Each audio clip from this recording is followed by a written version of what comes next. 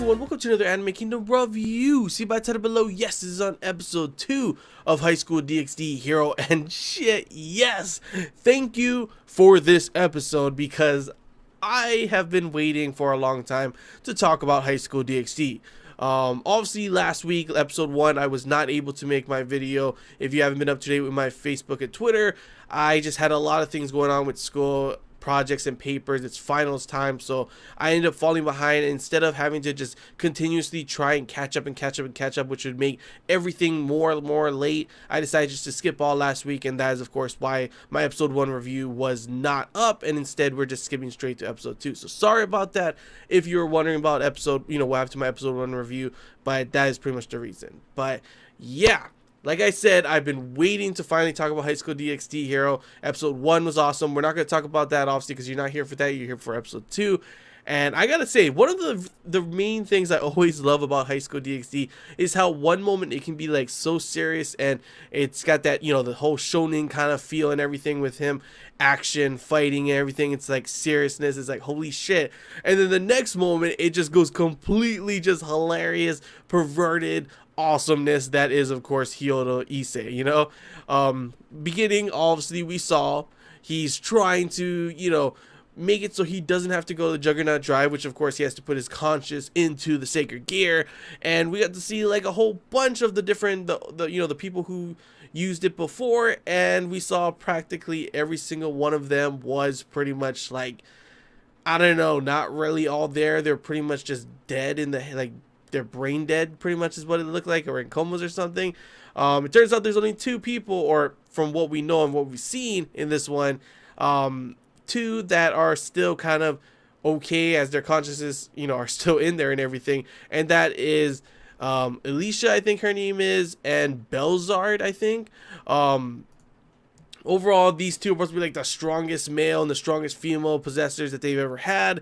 And of course, obviously, she's got to have some nice big ass opaya as well, because, hey, it's not High School DxD here. I was going to say hero, but it's just not High School DxD, period, if there ain't no nice good opie, because obviously Issei is the opie dragon. And it's even funny when she's like, her and Belzard are like laughing at the whole opie dragon thing, is because seriously, when you hear that, you have to literally just, like, if it wasn't for the fact that we're watching a show and everything, if it was literally a real life kind of situation with demons, with devils, angels, and all these kind of stuff, and then you have this one guy who's supposed to be like super strong because he's like the Red Dragon Emperor, and you find out he's the Opie Dragon. His strength is Opie itself.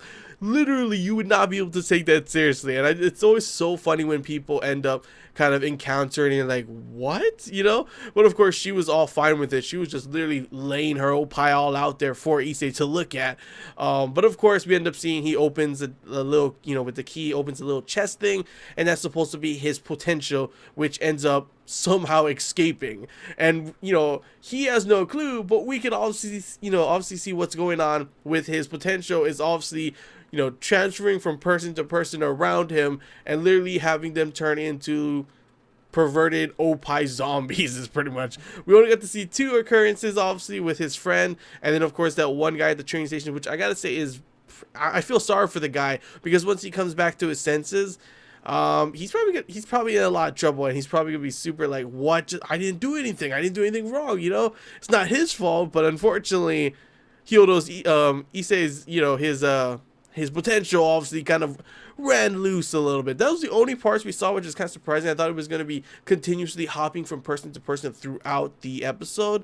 But maybe that's just going to come later on. He finds it is transferring to other people, but we don't see it, and then he has to try and get it back so he can fight whatever he ends up having to fight, whoever took the 9-tailed fox that we see in this episode. We see the daughter, cute little 9-tailed fox, mad at thinking Issei them are the ones that are evil and took her mother, and attacks with a bunch of yokai and everything. And obviously this somehow connects to something else, which we see at the very end, which turns out they were trying to have like some peace negotiations with them, and obviously everything went to shit because the nine-tailed fox was taken away, and obviously it was because of the Chaos Brigade, or what that's what they're thinking at the moment. But yeah, that was all the serious stuff. Obviously, in between there, like I said, one of the reasons I love High School DxD is that it can go from serious to just plain just hilarious and opie loving, obviously, because that's what we saw later on in this episode as well. Like after the whole seriousness of the fight between the yokai and the nine-tailed fox girl, we have Issei. Yeah, he can't sleep. Guess what he wants? He wants to go peek on the girl's baths, obviously, because it's Issei, you know. He goes up the stairs. The one thing blocking him and stopping him is, of course, Rose Weiss, and you have this kind of serious battle between them, with them talking like it's like the end of the world and Issei has to get through, and she's like talking justice and kind of stuff like, no, you cannot do that. And then of course they have kind of like full on a fight in there. If someone just walks by and sees what the hell is going on, this shouldn't be possible kind of thing, you know. Like yeah, it shouldn't be. And they're not making any noise or anything that everyone would be like, what's going on? Lightning blast and just explosions are happening in the building, but you know, no one seems to notice somehow. But then of course we get to see Dress Break again. I haven't seen that in a while, so that was definitely nice to see. And of course we got to see Rose Weiss and her opie, which were, I gotta say, pretty damn nice as well. Good seeing those again. And of course it was just funny seeing Issei just like full on like, huh? And she's like trying to talk to him and tell him all these kind of stuff, and he's just like full on dazed, you know, normal Issei kind of stuff. And then of course that's not the end of it. You also get to see a little opie fight between Rias and Akeno, trying to figure out, you know, why. Obviously Akeno kind of pushing Rias's buttons as normal, trying to see why Issei likes her opie better, and then they start fighting and everything. Poor Kaneko over there is like, you know, the normal kind of flat-chested character. Whenever they see other big-chested characters, they're always that's pretty much what always happens and everything, you know.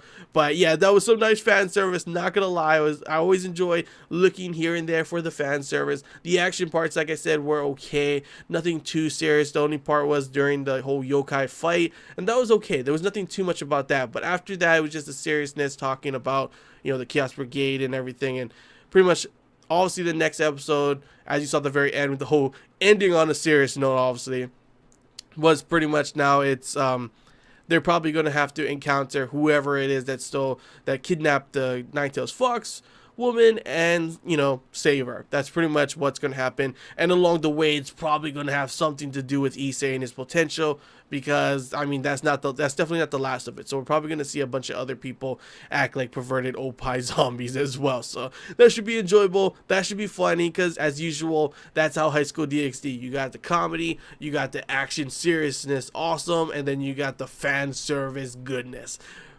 All the three things you need to have a great anime. And that's why I love this episode and cannot wait to see how the next episode will go. And yeah, that's all I really gotta say, guys. Actually, wait, one more thing, since I did not get to say it before, since I didn't get to do my episode 1 review. I gotta say, opening first off, damn awesome. Love the song, love the visuals and everything. I gotta say, good job, guys, at making that opening. The ending, now that was awesome, especially considering the fact at the end of this episode it's like super serious, and then the ending comes and you're like, oh yeah, I forgot what I was watching for a moment. High School DxD and beachness, good beach, you know, opie, just everything you want kind of visuals in the ending scene. And the ending song was nice as well, you know. But yeah, now that's all I really gotta say, guys. Hope you enjoyed this Anime Kingdom review. If you have any questions, feel free to comment below. If there's anything I'm missing you want to talk about, comment below as well. And if you did enjoy it, feel like, if you haven't already, feel free to subscribe for more content. And as always, guys, I want to hear your guys' thoughts. Anime watchers only. How do you feel about this episode? Did you enjoy it like I did? Did you not? Any opinions you want to say, feel free to comment below. It's always awesome to hear your guys' thoughts. And as always, I want to hear all my source material readers out there. How did you feel about this episode?